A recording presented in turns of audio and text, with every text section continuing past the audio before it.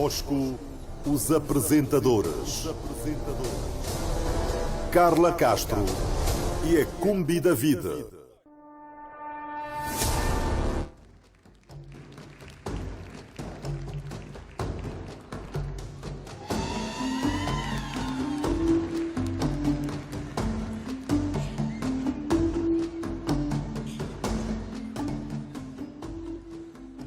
Minhas senhoras e meus senhores, amantes da música no interior e no exterior de Angola, muito boa noite. O Top dos Mais Queridos é uma iniciativa cultural que já se mantém há 37 anos. É verdade, 37 anos. Tudo começou em 1982 no programa para jovens. E o Top soma e segue. Exatamente. Esta é a 27ª edição do Top dos Mais Queridos. Na Rádio Nacional de Angola, os músicos e as músicas têm valor incontornável. É difícil, mas podem crer. Os músicos fazem parte do material da Rádio Nacional de Angola e é inquestionável pensar na rádio sem os músicos. Casos há em que todo o produto que a rádio tem é exatamente a música. Na Rádio Nacional de Angola, a música é uma verdadeira ferramenta de trabalho. E o Top é música, o Top é festa, o Top é alegria e visa premiar as músicas dos cantores e das bandas. Músicas estas que vão passando pela rádio muitas e muitas vezes e vão conquistando os ouvintes.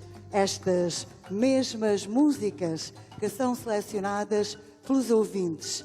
Afinal, é o ouvinte que escolhe o seu mais querido. É o ouvinte que decide. O Top da Rádio Nacional de Angola é disputado em duas categorias. A primeira é a votação dos ouvintes. Em toda Angola, cerca de 28 milhões de habitantes votaram, cada um no seu artista preferido. E também temos o Prémio da Crítica, em que 5 elementos aqui presentes, este corpo de júri, tem a nobre missão para eleger a melhor canção, com desígnios bem definidos, destacando a interpretação, a harmonia, o ritmo e, essencialmente, a letra de cada uma das canções. E o Top é marca da Rádio Nacional de Angola. E a Rádio Nacional de Angola valoriza os seus quadros. Momento de homenagem aos 3 criadores do Top dos Mais Queridos. Paulo Araújo, a título póstumo.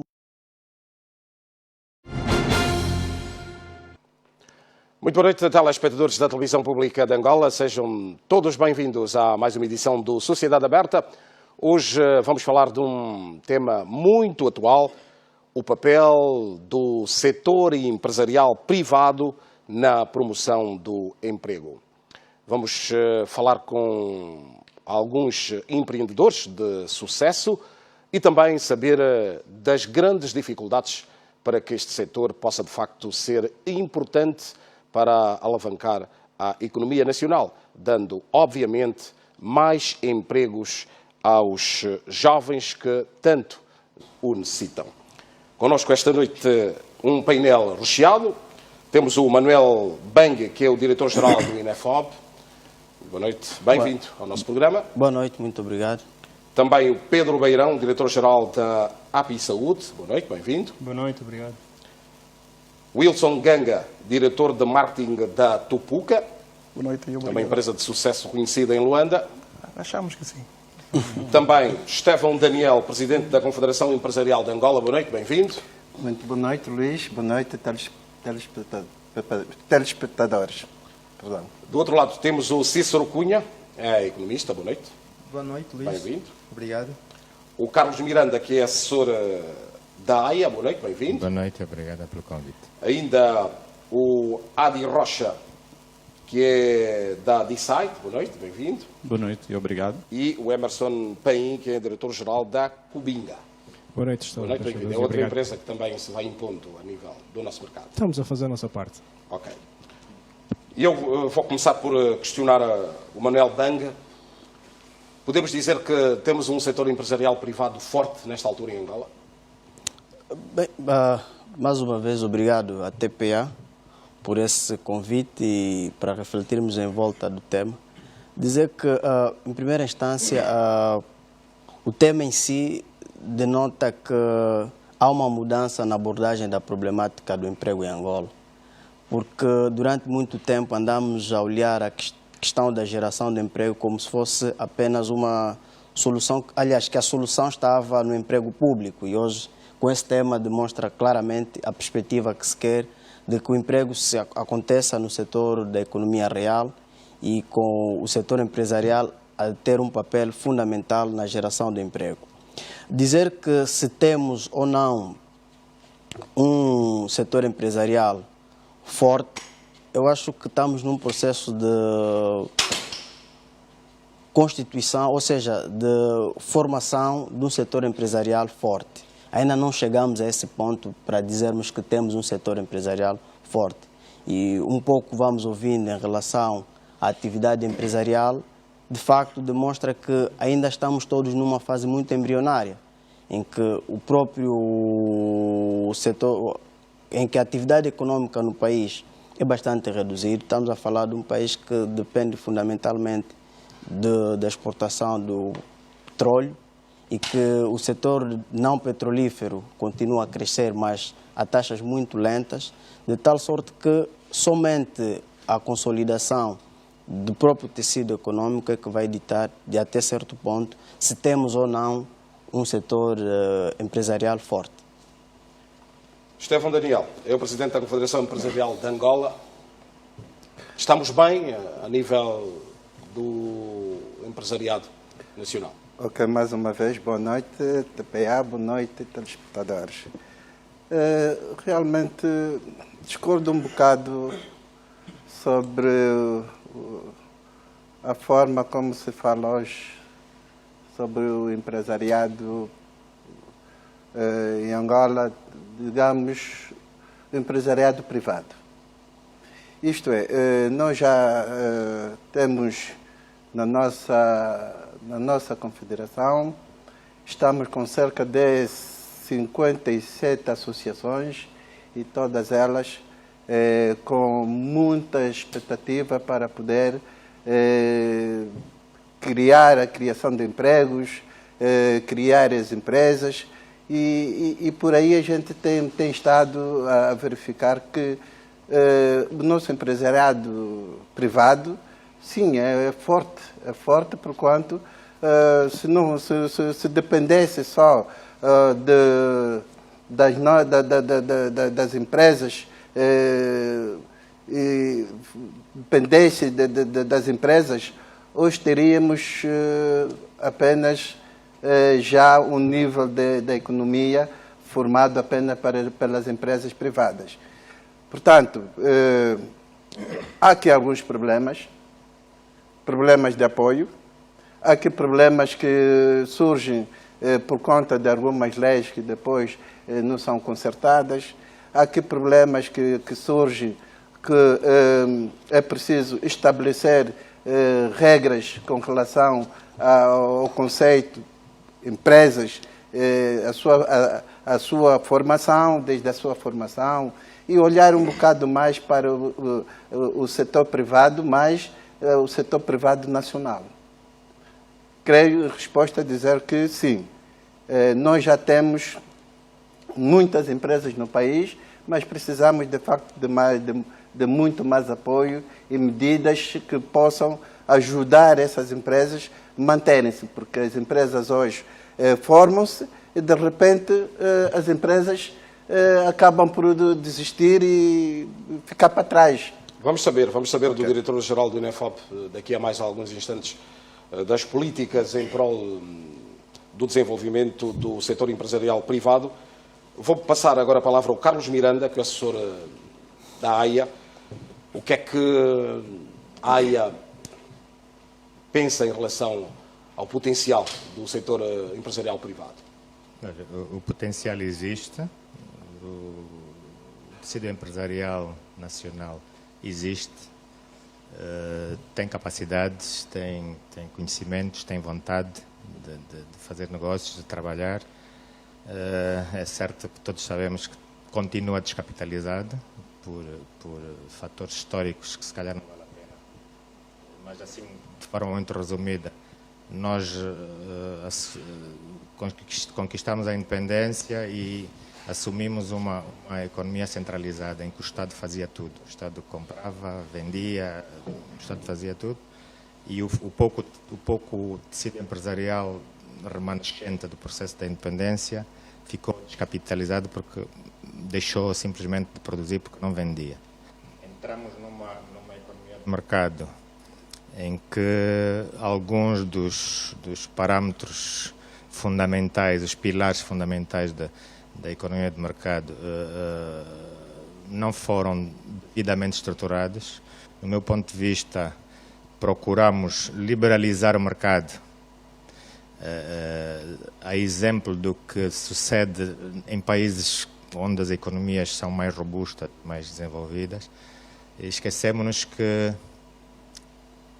o mercado só se autorregula depois de se cumprirem determinadas etapas, não é? Não podemos esperar que o mercado se autorregule. Os mercados chegam ao estágio em que se autorregulam e a lei da procura e da oferta... Vou pedir para trocar o seu microfone, por favor. Vamos ver se assim está melhor. Os mercados só se autorregulam e a lei da procura e da oferta conhece alguma estabilidade depois do próprio mercado crescer, não é? E os vários intervenientes no mercado, num ambiente de concorrência leal, não é? Vão estabelecendo o tal equilíbrio que o mercado precisa. Por outro lado, neste momento nós temos um ambiente de negócios que estamos a tentar melhorar, mas que ainda não é o ideal. É outro dos fatores que nos fazem acreditar que ainda não podemos contar com a tal força potencial do empresariado nacional. E temos uma política salarial que, no meu ponto de vista, não é correta, para além de ser injusta, não é correta, porque, se analisarmos a fundo, desestimula a procura, portanto, não há poder de compra. As famílias estão a perder, ao longo dos últimos anos, perderam drasticamente o seu poder de compra. Isso afeta a procura e a procura vai afetar a oferta. Temos exemplos muito conhecidos dos últimos meses. A Refriango anunciou o encerramento de 16 ou 18 linhas de produção, com consequência de despedimento de trabalhadores. Não é por causa do IVA, nem é só por causa da desvalorização cambial. É porque o salário, o poder de compra do consumidor final não acompanhou essas medidas. Portanto, em termos de macroeconomia e de organização da economia e facilitação até do ambiente de negócios, nós não podemos olhar unilateralmente para determinados setores ou eixos, esquecendo-nos de outros que são também fundamentais. Está bem. Vamos ouvir agora o Cícero Cunha, é um economista. O nosso setor empresarial privado tem potencial, como economista, para impor-se e dar, de facto, empregos à juventude? Mais uma vez, muito boa noite. No setor privado, se tem ou se não tem potencial. É aqui importante dizer mais ou menos como é que surgiu o empresariado nacional privado. Isto praticamente já havia desde a independência nacional, apesar de ter sido ainda um tempo partido único. Mas em 2012 o governo fez um diagnóstico profundo e tinha exatamente chegado à conclusão que não havia capacidade das nossas empresas privadas, neste caso o setor privado. Desta forma, criou projetos de financiamento, como Angola Invest, e que eram financiadas as empresas até o montante de 5 milhões de dólares. Mas, entretanto, passado este período, verificamos que o índice de desemprego cresceu de forma exponencial. Isto pressupõe, de alguma maneira, dizer que o setor privado está com uma pouca capacidade de absorção da força de trabalho. E a maior parte da força de trabalho desempregada hoje é a juventude. Entretanto, podemos assim aferir, não concluindo, claro, que o setor privado existe, é bom, mas ainda não é aquele número ótimo. Entretanto, muito esforço há que se fazer, desde o nível de competência dos gestores, os próprios funcionários, a sua capacitação e formação. Temos muitas e muitas debilidades nesse setor, quer a nível dos próprios gestores, quer a nível dos empresários, quer a nível dos órgãos sociais de decisão. Ok, isso é uma questão que depois o diretor do INEFOP vai responder e vai também dar aqui o esclarecimento aos nossos telespectadores. Agora vamos olhar para casos concretos já de algum sucesso, pelo menos é visível a procura. E eu vou começar pelo Wilson Ganga, que é o diretor de marketing da Tupuca. Vocês conseguiram impor-se no mercado? Têm dificuldades para ampliar os vossos serviços? Existem muitas dificuldades, mas para nós, nós vemos como um desafio. Todos os dias acordamos com problemas, mas vamos no escritório com uma equipa totalmente dedicada, preparada para trabalhar e trazer uma diferença no mercado. Então, nós vemos o sector empresarial está a crescer muito aqui, especialmente para nós e o nosso mundo, que o Pedro e o Emerson também está aí, no mundo de startups. Todos os dias está a sugerir negócios de tecnologia, de digital, que você vê, uau, essas ideias são muito boas. E as pessoas estão a ter sucesso e estão a crescer. Então, eu vejo que essa pequena crise que nós temos é bom. E as pessoas estão todos os dias a ver maneiras diferentes para inovar. Quantos colaboradores, podemos assim chamar, vocês têm neste momento só em Luanda? Só em Luanda. Nesse momento estamos em Luanda. Temos quase mais de 500 trabalhadores. 500 colaboradores que fazem distribuição, não é? Exatamente. E qual é a média de solicitações diárias? Em média, 1.500. Então, nessa fase, os motoboys são a maioria dos nossos funcionários.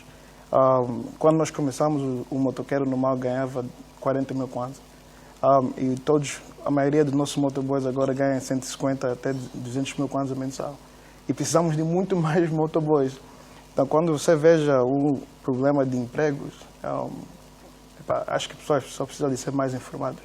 Não é? Quer dizer, como nós todos os dias... Mas é preciso ser proativo. Exatamente, como nós todos os dias estamos no rádio, estamos no Jornal de Angola a comunicar que precisamos de muito mais tupuquinhas, quer dizer, temos muita demanda e às vezes nossos clientes reclamam por causa disso. Não tem capacidade de resposta. Exatamente, então precisamos de muito mais e passamos o dia a comunicar. E às vezes é difícil, então para nós é só a pessoa estar mais informada. Yeah. Outro exemplo é a API Saúde. Pedro Beirão é o diretor-geral. Sim. Como é que vocês funcionam de forma concreta? Ok. A API Saúde, e dando exemplos concretos, nós trabalhamos no setor da saúde. Se alguém está à procura de um medicamento, pode entrar na API Saúde, é um aplicativo gratuito, e procurar o sítio, a farmácia onde tem o medicamento, o preço, e reservar esse produto através da API Saúde de maneira gratuita, ou seja, não paga nada por usar isso. Também possibilitamos a marcação de consultas através do aplicativo. E o que fazemos basicamente é facilitar o acesso a serviços de saúde a nível nacional. Neste momento, para os produtos, estamos em Luanda, Benguela, Huambo, vamos brevemente para Huila. Pronto, somos uma plataforma digital, uma empresa bastante digital, mas que queremos facilitar o acesso das pessoas à saúde, que às vezes a informação, procuramos um medicamento, às vezes é difícil, muitas vezes é difícil de encontrar, sobretudo agora. Portanto, aí nós já aparecemos e felizmente temos continuado a crescer também. Como é que o mercado recebeu o vosso trabalho? O mercado, nós começamos de maneira paulatina, nós começamos por recolher informação de estabelecimentos de saúde a nível nacional, mais de 2 mil nas 18 províncias. Portanto, o mercado foi ouvindo, foi vendo, e assim que fomos pondo produtos, como por exemplo das farmácias, foi uma adesão muito rápida e muito interessante. O que nós achamos é que existe ainda um potencial de mercado que queremos explorar, que é bastante explorável, e que queremos ir um bocado mais rápido. E acreditamos também que os momentos da diversidade são momentos em que as pessoas têm mais aptidão para novos serviços. que é o trabalho que nós tentamos Qual é a vossa fazer. força de trabalho, direta e indireta, que vocês proporcionam? Nós, diretamente, portanto, temos mais de 20 pessoas, nós somos uma empresa bastante digital. Mas, portanto, de entidades e pessoas que trabalham com a API Saúde, estamos a falar de mais de 100 pessoas a trabalhar diretamente. A nível dessas províncias? A nível dessas províncias e a nível nacional. Pronto. Ok. Vamos ouvir outra empresa, outra referência de uma empresa que também parece já ter algum mercado em Luanda, que é a Cubinga, Emerson Paim. Como é que vocês funcionam? Nós, tal como a API Saúde mencionou, nós somos uma empresa bastante digitalizada. Nós temos um grupo de 15 pessoas neste preciso momento a funcionar no Office. Contudo, existem colaboradores que prestam os serviços de boleia no mercado nacional, quer dizer, no mercado de Luanda por enquanto, e esse mercado acaba por absorver um número superior a 217 viaturas, sendo que algumas das viaturas são conduzidas por 2 motoristas, então estamos a falar de um horizonte superior a 500 colaboradores a dependerem, ou a viverem, ou a terem renda. Só em Luanda? Só em Luanda. E no fundo acaba por referir ali um bocadinho que faz falta na economia, no sentido de haver renda, né? O que nós queremos no fundo é garantir que haja maior capacidade das pessoas se autossustentarem, e por meio desse autossustento, então, contribuírem diretamente para a melhoria da situação económica que nós temos. A aceitação, como é que tem sido? Tem sido boa, nós estamos a crescer de forma galopante. Todos os meses existe um número superior a 2.000 pessoas que fazem o download da aplicação. Estamos neste preciso momento com menos de um ano de operação, um ano e 6 meses agora, 1 ano e 6 meses de operação. Estamos com uma volta de 640 corridas dia, passamos das 500, então estamos a crescer de forma gradual. O Adi Rocha é da Decide, é uma empresa já com um mercado consolidado, tem tudo para crescer, continuam a empregar mais juventude? Exatamente. Nós, a Decide, é um grupo de planificação e estratégia em função dos objetivos dos sócios. O nosso objetivo é crescer sempre, apesar do momento atual que já foi mencionado aqui, com a situação da desvalorização, mas continuamos a receber currículos. Temos 560 empregos diretos e muito mais indiretos, em função dos produtos que nós temos, que é a fileira dos ovos e a fileira dos frangos, e estamos no mercado para ajudar a diminuir as dificuldades principalmente as ungueiras, que é um dos nossos objetivos também, está no nosso pacote social, e vamos tentar ajudar. Há bocado estávamos a falar em off das startups, que é um caminho que pode ajudar, através dos nossos produtos, para aumentar a capacidade financeira de muita gente. Ok. Ouvimos alguns exemplos de empresas que já conseguem dar algum emprego, já têm mercado principalmente em Luanda, mas também ouvimos algumas reclamações sobre apoios, sobre formação, e vamos ouvir o responsável do INEFOB em relação a esta questão, principalmente a questão levantada pelo Estevão Daniel. Há falta de apoios ao empresariado nacional, a formação continua, ou nem por isso? Bem, pronto, eu realmente fico satisfeito ao ouvir aqui as diferentes intervenções dos colegas de painel, principalmente aqui do setor empresarial, principalmente na área das startups, porque é preciso olharmos aqui com algum pragmatismo que hoje o futuro do trabalho passa mesmo pela tecnologia de informação e comunicação. Devemos utilizar a tecnologia da melhor maneira possível e, de alguma forma, ouvimos e acompanhamos quer a API Saúde, quer o Cubinga, quer o Tupuca, das suas experiências, e vamos vendo que o caminho é esse. Relativamente aos apoios, eu penso que, muito honestamente falando, nós, quando ouvimos aqui os apoios, penso estarmos a nos referir não apenas uma questão de apoio financeiro que as empresas muito precisam. Acho que aqui o que se deve olhar, em meu entender, é que a combinação de todas as medidas econômicas deve impactar pelo que o momento assim indica, deve impactar em primeira instância na preservação dos empregos existentes e na tendência de geração de mais postos de trabalho. Penso que é essa abordagem, porque qualquer sociedade passa por estágios. A nossa sociedade não deixa de ser uma dessas que está a passar por um estágio. E os indicadores e a própria reação da sociedade apontam que estamos num momento em que toda a política deve assentar na geração de empregos. Daí que hoje estamos a falar exatamente desse tema. Ou seja, quer na abordagem das políticas, digamos, cambial, quer na abordagem da política monetária, na política fiscal, devem, em certa medida, contribuir para efetivamente a geração de mais postos de trabalho. Isso porque se há algum tempo nós estávamos a discutir um pouco a questão da estabilidade social, hoje estamos a discutir da estabilidade econômica. Esse é um outro momento e é preciso entendermos isso e alinharmos toda a estratégia de desenvolvimento para esse efeito. Daí que concordo plenamente que ainda existam muitas dificuldades. Quais são os incentivos que o Estado dá à classe empresarial privada? Bem, a questão dos incentivos que a classe empresarial pode encontrar no Estado. Primeiro, aqui a questão do incentivo, nós devemos começar a olhar que cada um deve desempenhar o seu papel na própria economia. Quem deve, os motores para o financiamento da economia devem ser os bancos. Essa é a primeira coisa que eu acho que tem que ficar muito claro, porque se nós continuamos a levar o Estado como uma entidade para financiar, isso não existe. O Estado não é função do Estado financiar. Muito mais quando ouvimos aqui a questão bem colocada pelo assessor da AIA, estamos a falar de uma economia de mercado. Se é uma economia de mercado, as forças do mercado é que devem ditar o rumo que deve seguir. E isto, a intervenção do Estado na concessão do crédito, que garantias o Estado tem para recuperar o crédito? Não é função do Estado.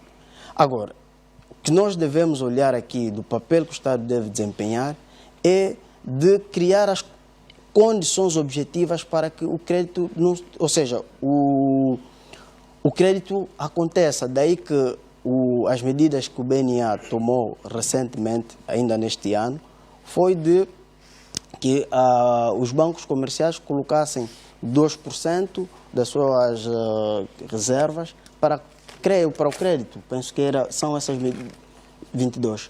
Exatamente, 22% para concessão de crédito. São essas medidas de estimular o crédito, ou seja, o Estado aqui, o que está a fazer é de estimular o crédito. E a indicação hoje que vamos vendo do próprio Presidente da República, por exemplo, da concertação, das reuniões que vai tendo com o setor empresarial, é de chamar a todos os outros atores a necessidade de toda a reforma que está-se a fazer no aparelho administrativo do Estado, coloque no centro da atuação o cidadão e as empresas. Porque são esses dois atores que são chave e são determinantes para o ciclo que queremos, que é um ciclo. Hoje estamos a falar da liberalização cambial, que é uma medida que tinha que se tomar. Está-se a falar da liberalização, por exemplo, no setor petrolífero. Ouvimos recentemente o encontro que houve a nível da Agência de Petróleo e Gás, falando um pouco dessa necessidade da liberalização do setor petrolífero. E é assim que nós entendemos que, ou seja, são essas medidas de liberalização que vão contribuir, de certa forma, para a melhoria do ambiente de negócios, fundamentalmente, e o Estado sair paulatinamente de algumas funções que são funções que devem ser desenvolvidas pelo setor empresarial e nos focarmos naquilo... Mas o Estado tem um papel de regular. Exatamente. O papel do Estado é regular. E é a tal coisa... Incentivar. Regular e incentivar-se até certo ponto. É a tal coisa, mesmo a nível da formação profissional, que é onde me sinto mais à vontade de falar. A nossa pretensão como Instituto Nacional de Emprego e Formação Profissional é de, paulatinamente, deixarmos que a formação profissional aconteça através do setor privado. Porque hoje temos cerca de 147 centros de formação profissional no universo de 557. Ou seja, o número de centros públicos é inferior ao número de centros privados. Eu acho que o caminho tem que ser este. Porque, em bom rigor, a nossa atenção deve estar virada na supervisão da qualidade do processo de ensino-aprendizado. Temos que estar focados na capacitação dos próprios formadores, temos que estar focados, inclusive, na elaboração de novos manuais, novos instrumentos didáticos de apoio à formação, porque somente assim que nós vamos ter um sistema de formação também robusto. Porque quem conhece melhor as necessidades formativas não somos nós. Quem conhece a necessidade formativa hoje, por exemplo, há uma necessidade formativa que surge com essas empresas no domínio das tecnologias de informação, as startups. Cubinga é uma realidade que antes não existia. Tupuca, alguns anos, se tivermos que recuar há uns 10 anos atrás, pensar numa solução como Cubinga parecia impraticável. Mas essa necessidade de formação, quem dita? São as empresas. Então, devem ser essas empresas a dinamizarem, inclusive, o próprio setor da formação profissional. E, claramente, concordo plenamente com a necessidade de mais apoios. Mas aqui, os apoios devem ser direcionados, até certo ponto também, naquelas empresas que, efetivamente, estão hoje a dinamizar o mercado de trabalho. Não só o mercado de trabalho, mas... E hoje... Ouvimos aqui, qualquer empresa que surge, e é um pouco do momento. Qualquer empresa que surge, o primeiro indicador que lança é os empregos que ele gera. Mas será que as empresas são criadas apenas para gerar empregos? Acredito que não. Os promotores, quando criam as empresas, a primeira coisa que me parece óbvia é que surgem para colmatar uma necessidade. É para isso que eles surgem. Depois, se eu vou investir capital, eu tenho necessidade de retorno. A questão do emprego é um pouco a necessidade da própria empresa existir, demandam força de trabalho. Essa força de trabalho para o auxiliar. E, claro está, é essa abordagem que nós devemos também trazer aqui um pouco. Porque as empresas, hoje... Milton Friedman fala bem isso. Hoje dissemos, não, as empresas foram criadas, ou são criadas para gerar emprego. Não é bem assim. Não é assim, Presidente da Confederação Empresarial? Bom, a priori aquilo que notamos aqui é que as empresas privadas podem, sim, podem e têm estado a crescer. Este é o primeiro ponto. Agora, o tema que nós temos aqui é o papel do setor empresarial privado na promoção de emprego, por isso a gente fala de empregos. E, no entretanto, sendo o fator humano, o emprego dentro do fator humano é muito primordial dentro das empresas. No entretanto, a valorização do emprego, a valorização do homem, que vai fazer surgir o negócio, que faz andar o negócio, é muito importante na vida empresarial. Porque, na realidade, a gente tem visto, e aqui há pouco o representante da AIA, aqui o meu colega, te disse muito bem, como é que fica hoje em dia, como é que fica a situação salarial, os salários. Porque chega um ponto, com a desvalorização que temos estado a notar constantemente, e isto nem agora, o setor econômico angolano já vem desvalorizando constantemente a desvalorização do kwanza. Se, no entretanto, outrora, alguém que ganhava 50 mil kwanzas, equivalente a $500, hoje, no dia 2, estamos a dizer 50 mil kwanzas, está equivalente a $100. Menos de $100. Isto é grave. Isto é grave porque desmotiva o trabalhador.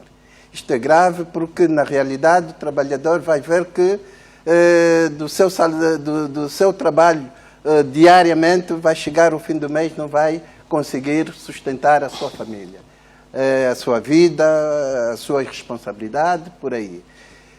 Também, agora, com relação à questão que falou dos apoios, é claro que as empresas privadas, e temos aqui, o apoio que nós pedimos, e disse muito bem, não é dinheiro. são os apoios ditados pela lei. Por exemplo, temos aqui o setor das bebidas, que aqui o meu colega frisou muito bem, o setor das bebidas. Porque o setor da bebida foram perdendo os empregos. Foram perdendo os empregos porque se outrora o trabalhador ganhava 50 mil equivalente a $500, tinha um poder de compra. Tinha um poder de chegar em casa, comprar mais artigos. Hoje, com a desvalorização, os 50 mil kwanzas não chegam para quase nada. Então, essa desvalorização acaba por aquela massa trabalhadora que são os grandes potenciais consumidores, acabam por não ter poder de compra. E como uma situação gera outra, o que acontece? É que quando não há quando o poder de compra diminui na população, as empresas não podem manter as suas portas abertas. Então vão criando dinâmicas de maneira com que vão diminuindo o seu trabalho, vão diminuindo os seus esforços, vai diminuindo tudo, vai tirando aquelas gorduras, e a última gordura muitas vezes é o próprio trabalhador. Daí é que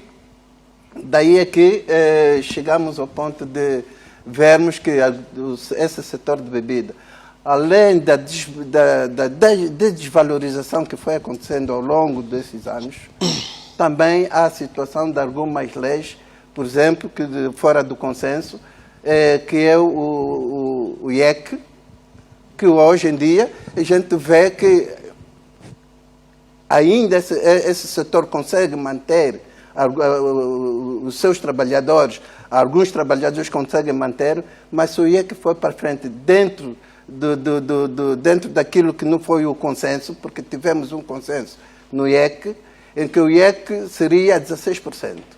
E, de repente, um mês depois, foi parar a 25%. Quer dizer que este setor, quem consumir o produto desse setor, vai ter que pagar mais 25%, além do IVA. Além do IVA. Vamos ouvir o Carlos Miranda. Pronto, muito rapidamente contribuir só para o último tema, com relação às bebidas. Uma opinião muito pessoal, independentemente da área. Bebidas e tabacos são um problema de saúde pública. E, efetivamente, na minha opinião, devem ser taxadas. Não podemos... É assim em quase todo mundo. Exatamente. É um problema de saúde pública. Tem que ser, o consumo tem que ser desincentivado paulatinamente. Não quer dizer que vamos fechar as portas à indústria. Temos é que actuar no lado da capacidade de consumo, não é? Dar capacidade de consumo, por intermédio do salário e outras medidas, mas reduzir também essa apetência para o grande consumo, não é? Por uma questão de saúde pública, repito. Voltando ao tema da empregabilidade e o setor... Era só para precisar. Quando fala de bebidas, tem que ser alcoólicas, tem que, pois, esse acento era importante. Pronto, bebidas até água, sim, né?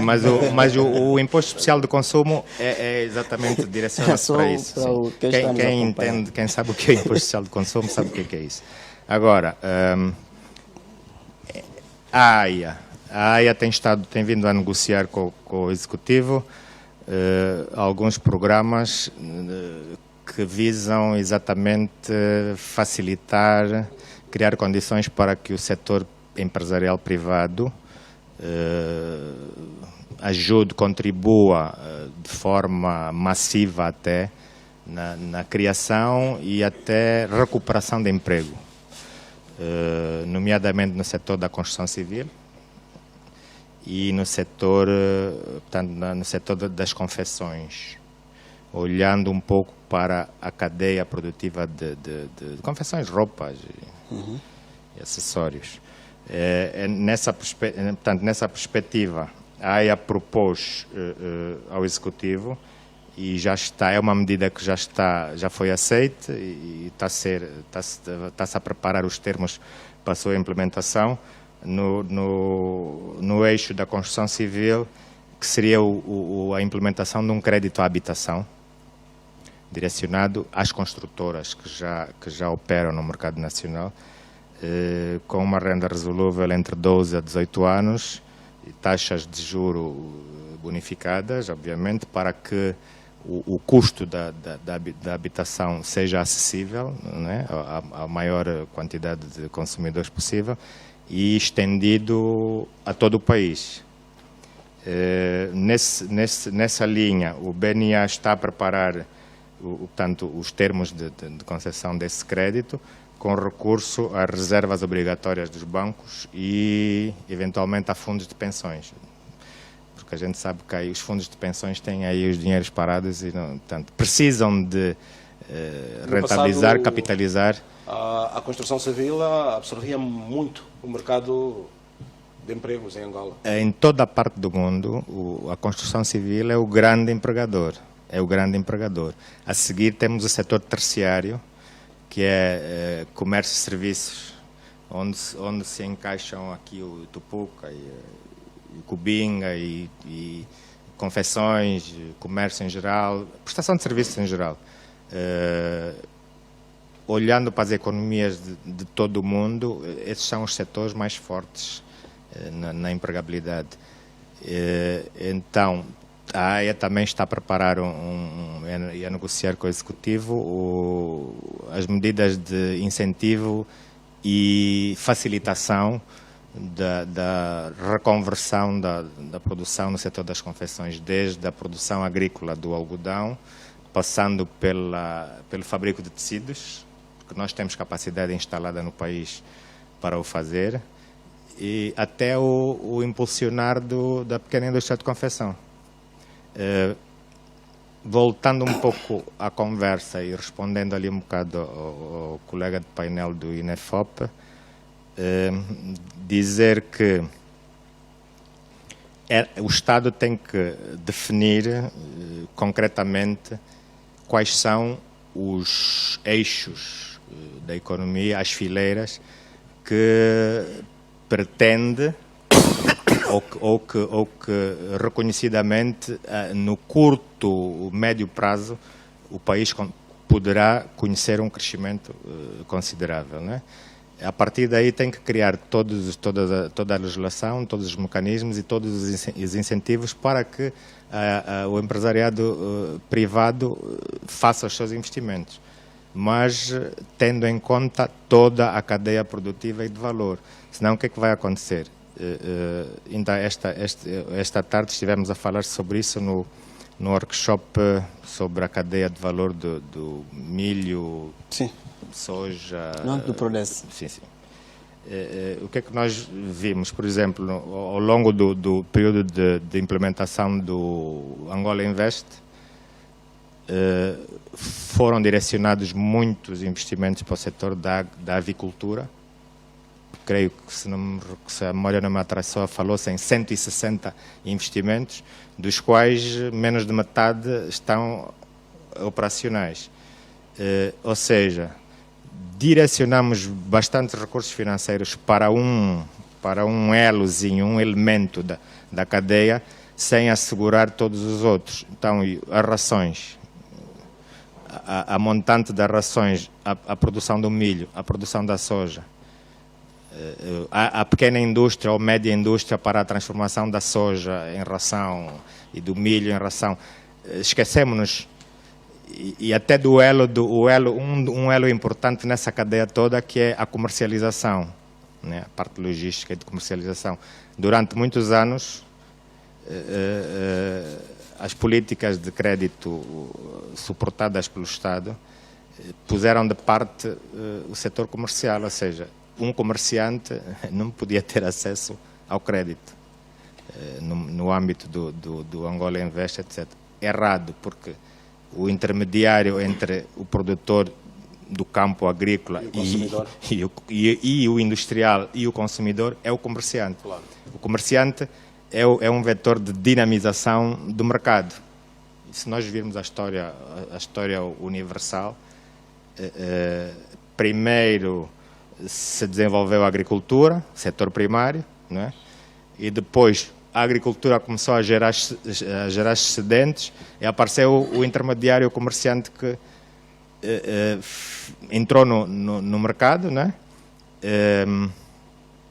capitalizou e depois contribuiu para o aumento da produção agrícola. Os excedentes foram aumentando e surgiu a necessidade da indústria para dar mais tempo de vida aos produtos agrícolas. Portanto, essa sequência que hoje se chama cadeia produtiva ou cadeia de valor, que nós devemos observar. E apostar. Vamos, antes de partirmos para o primeiro intervalo, vou passar a palavra ao Cunha, o nosso economista aqui do painel. É preciso que o Estado dê incentivos ainda mais à classe empresarial? Antes de mais, deve ser feito um diagnóstico mais profundo, porque verificamos que surgiram inúmeras empresas dos programas de financiamento e hoje temos uma taxa de crédito mal parado elevadíssima. Entretanto, os incentivos que devem ser dados para projetos estruturantes, aqueles projetos que vão, na realidade, ajudar a tirar Angola da crise que vivemos, que é com a importação de tecnologia, a importação de equipamentos e máquinas e motores, estes que são capazes de gerar empregos sustentáveis. Assistimos a empresas que foram criadas através da Angola Invest e, passado 3, 4 anos, elas faliram. O Estado deu garantias de 70 e tal %, isto é, o investidor, ainda que perdesse, o Estado tinha que devolver aos bancos que financiaram 70% do valor, pagavam taxas de 5%, e, entretanto, esses mesmos empresários estão aí todos, não foram responsabilizados, estão aí à deriva, a andarem à beira-mar, e, entretanto, não criaram nenhum emprego. A solução sobre os subsídios, claro que o Estado deve subvencionar algumas áreas de atuação, por exemplo, a área dos transportes, por causa do subsídio a preços. Temos aí a Tura a gritar, temos aí a Ango Real a gritar, devido ao mau estado de conservação das nossas estradas. Perde-se muitos milhões e milhares de dinheiros, porque para se escoar os próprios produtos temos uma tremenda dificuldade. Ainda há dias vimos publicações, neste caso quer em redes sociais e notícias, de produção que tem estado a deteriorar, a estragar, e são custos elevadíssimos. Entretanto, temos de apostar na subvenção de empresários que estejam capacitados, de empresários que estão comprometidos com o país, patriotas, que querem ver Angola a sair da crise, e uma das formas é gerar emprego e produzir bens e serviços competitivos, de qualidade, que podem atender tanto o mercado interno e concorrer com os produtos internacionalmente aceitos pelas normas de qualidade. Isso é o que nós não temos, ou se temos em pequeníssima quantidade. É exatamente nesses setores que o Estado deve continuar a financiar. Ok. Os empresários aqui já com algum sucesso querem falar, mas vamos deixar para depois do intervalo, e vão falar, para além destas dificuldades que vocês naturalmente sentem no dia a dia da vossa atividade, também falar das vossas experiências e, quem sabe, contar-nos algum dos segredos do vosso sucesso atualmente no mercado. Vamos para um breve intervalo, voltamos dentro de mais alguns minutos. Até já.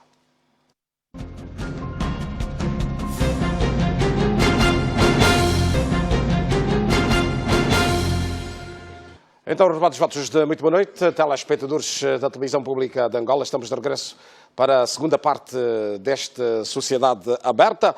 Hoje estamos a falar do papel do setor privado para a promoção do emprego, algumas experiências que nós temos a nível do nosso mercado e que já aqui evocamos, mas vamos continuar a falar sobre o dia-a-dia destes empresários, muitos dos quais já conseguem dar emprego a muito boa gente.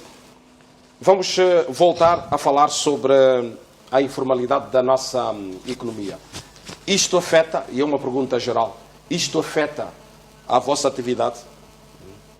Bem, para nós, por vezes, de forma positiva. A informalidade que aí está significa que existe uma necessidade de se encontrar uma solução que seja viável para a pessoa que está no informal e para as instituições financeiras que perdem acesso a esse agente económico que muitas das vezes faz muito mais dinheiro que alguém que é empregado e com bom salário, e que no fundo essa pessoa do informal acaba por não ter acesso ao sistema de crédito, por não ter um recorde, por não ter uma informação bancária de que todos os meses ou que todos os dias ele faz 50 mil kwanzas por dia.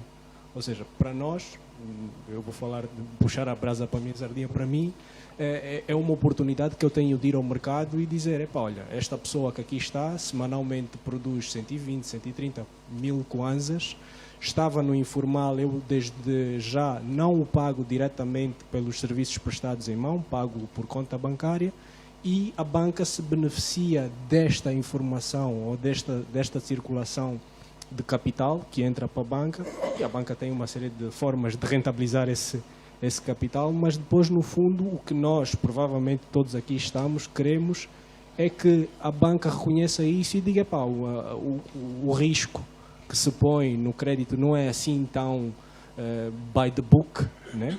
Não é assim tão complicado, pode, de alguma forma, diminuir de alguma forma essa taxa de risco e este medo de fazer os empréstimos, nem que seja bloqueado com coisas como, por exemplo, no nosso caso, com um seguro contra todos, com um depósito sobre um fundo de pensão, ou seja, produtos que no fundo acabem por garantir que a banca não está só a ter dinheiro, mas também está a vender serviço, crédito, para poder ajudar a economia a florescer um bocadinho mais rápido. E é lógico que depois disso vem o Estado, né, que pense, epá, existe aqui uma oportunidade de eu não taxar um imposto tão alto e tão específico, tão preso a um conceito que está desajustado da realidade, né, e que comece a olhar para esta economia pequena de uma forma diferente.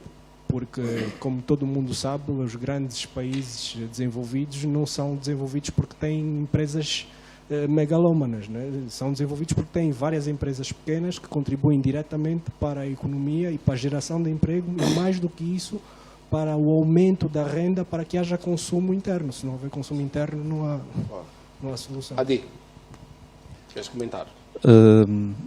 No nosso entender, nós achamos que o Estado tem que ter um setor financeiro pesado, poderoso, para poder a banca poder responder. Aí isso reverte no privado, porque se o Estado tiver seguro, bem financiado, a função pública com financiamento regular, o privado consegue ter retorno, porque aí vamos conseguir ter o nosso fluxo a rodar, vamos conseguir dar mais produto aos clientes, vamos conseguir gerar mais emprego e através dessa estrutura do Estado, as políticas do Estado, nós sentimos que precisamos mais um bocadinho. Eu que tivemos aqui a falar com os colegas do painel, de essas políticas têm que ser mais abertas, tem que haver mais disponibilidade. Por isso entendemos que o Estado tem que começar e nós vamos atrás. No vosso caso concreto, as medidas do Estado ajudaram que o vosso negócio se expandisse a nível do país? Sim, tivemos... Portanto, uma espécie de proteção à indústria nacional, ou à produção nacional. Nós estamos no setor, na fileira dos ovos, tivemos também no projeto de Angola Invest, foi uma boa alavanca. Com as política acertada, neste caso. Exato. Com as nossas políticas internas na verticalidade, com as estruturas bem alinhadas, nós conseguimos nos manter até agora e vamos nos manter muito mais. Mas precisamos de mais proteção, precisamos de mais políticas a favorecer, precisamos com o setor privado mais...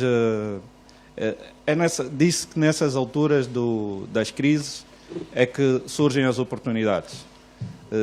Um setor privado bem financiado, bem estruturado, com a ajuda do Estado, nós conseguimos esquecer, entre aspas, um bocadinho o petróleo.